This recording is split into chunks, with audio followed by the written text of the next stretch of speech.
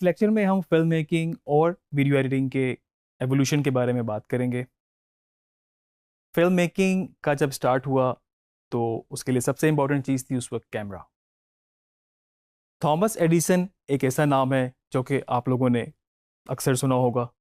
उनकी सबसे बड़ी इन्वेंशन जो मानी जाती है वो कि लाइट बल्ब है, और फिल्म के लिए या फिर सिनेमा के लिए जो कैमरे की इन्वेंशन भी उन्हीं को उसका क्रेडिट जाता है।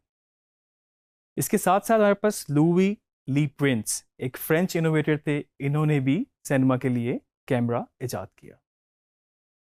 ये मैं आपको बताता चलूं कि इससे पहले कैमरा ऑलरेडी बन चुका था, लेकिन वो स्टिल फोटोग्राफ के लिए इस्तेमाल हुआ या फिर और किसी पर्पस के लिए इस्तेमाल हुआ।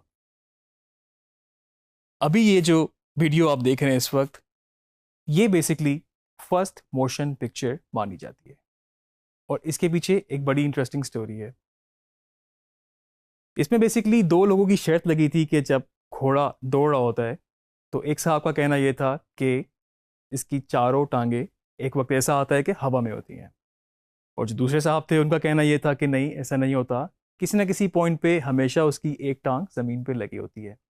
अब इस चीज़ को साबित करने के लिए उन्होंने कैमरे का सहारा लिया और उन्होंने डिफरेंट पोजीशंस पे कैमरा प्लेस करके उस घोड़े को वहां से दौड़ाया और उसकी डिफरेंट सीक्वेंस में फोटोग्राफ्स कैप्चर की।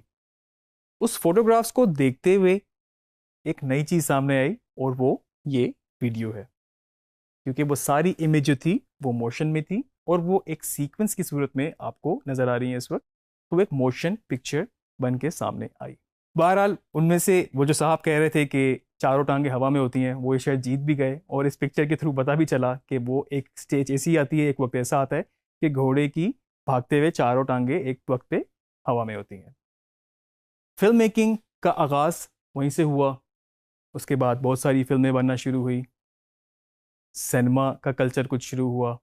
सबसे बड़ा नाम इस वक्त ल्यूमियर ब्रदर्स का भी आता है इसमें, और इन्होंने बेसिकली सिनेमा कल्चर को फ़रोग दिया, और जिसमें लोग पैसे देकर फिल्म देखा करते थे।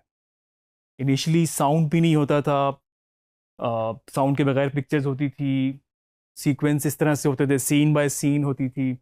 और कई दफ़ा उसके बाद ये शुरू हुआ कि लाइव ऑर्केस्ट्रा बज रहा होता था। ये भी डिबेट थी कि डायलॉग की क्या ज़रूरत है, डायलॉग क्यों चाहिए, ये तो सिर्फ पिक्चर होनी चाहिए।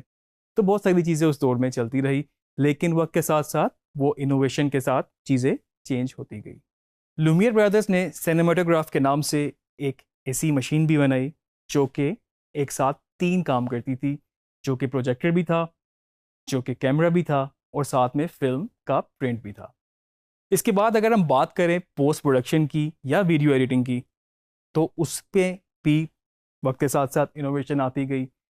जब फिल्म कर लिया जाता मटेरियल तो वो एडिटिंग के लिए भेजा जाता।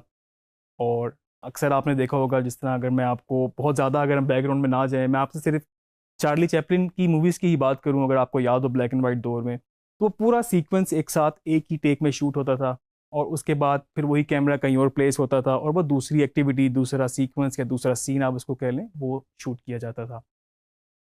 और फिर उसका एक इन पॉइंट आउट पॉइंट जोड़ के, जिसको हम फिल्म स्प्लाइसिंग बोलते हैं, सेलुलाइट की फिल्म पे वो शूट होती थी, और उसको उसी तरह फिजिकली देख के काट के उसको जोड़ दिया जाता था। तो ये बेसिकली जो फिजिकल कटिंग होती थी फिल्मों की, कटिंग और स्टिकिंग भी इसको हम कहते थे, फिल्म स्प्लाइसिंग इसकी टेक्निकल टर्म है, ये शुरू में रही। उसके बाद इसके भी कुछ सॉफ्टवेयर हार्डवेयर आ गए। बेसिकली हार्डवेयर ही था मूवी ओला के नाम से, जिसमें प्रोजेक्शन बेहतर थी, उसको देख के काटना आसान हुआ करता था। और उसके बाद फिर आप मज़ीद जाते रहें तो फिर linear editing, non linear editing, live editing वगैरह ये चीज़ें आती गई। एडिटिंग में बहुत बड़ा नाम DW ग्रिफिथ। इन्होंने एडिटिंग में बिल्कुल एक कह लें रेवोल्यूशन लेकर आए, और उस वक्त इन्होंने cutting on action, jump cut या फिर डिफरेंट वेरिएशंस के शॉट को साथ में मर्ज करना, इन्होंने उस चीज़ को शुरू किया। उस वक्त के दौर में ज़्यादातर एडिटर्स फीमेल हुआ करती थी, क्योंकि ये काम बहुत बारीकी वाला था, और जिस तरह के एक औरतों में होता है कि एक थोड़ा सा ज़रा डिटेल्ड वर्क, या इसको इस तरह से कंसिडर किया जाता था जिस तरह से औरतें डिटेल में सिलाई कढ़ाई वगैरह करती हैं, तो इसलिए ज़्यादातर औरतों को हायर किया गया, उनको सिखाया गया, और उनसे फिर एडिटिंग कराई जाती थी। DW ग्रिफिथ के बाद जब उन्होंने देखा कि इतनी एडिटिंग में पॉसिबिलिटीज़ हैं, फिल्म मेकिंग की, कैमरे की ग्रामर स्टैब्लिश होना शुरू हुई। इसके बारे में मज़ीद डिटेल में बात करेंगे अपने नेक्स्ट लेक्चर में।